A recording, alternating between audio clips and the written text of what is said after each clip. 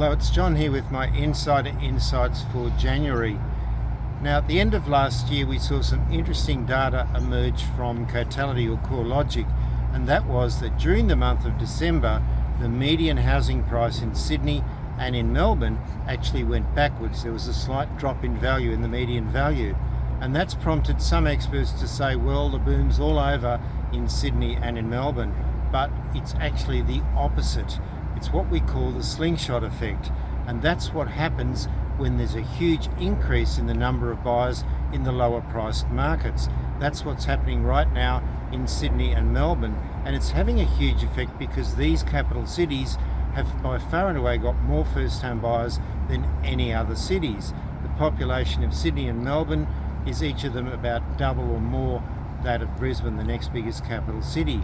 So when we look at those suburbs where they're doing all the buying, the outer western suburbs of Sydney, you see the median house price there in the outer western suburbs about $850,000, which is well below the median in Sydney, but prices have gone up by over 10% in those locations. The same in Melbourne, where the median price is about $950,000. In the lower price suburbs, you can buy houses for around $600,000, $650,000, and that's where all the growth has occurred in the suburbs of Melton, Pakenham, Cranbourne, Frankston, growth of over 10% in the last year.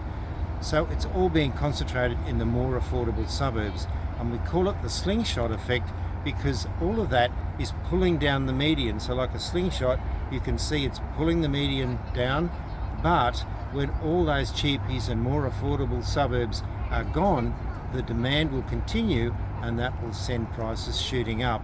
Now it's going to accelerate because there'll be more buyers competing for properties and less properties available, but also because investors are going to join in as they are scared of missing out on the growth that's occurring.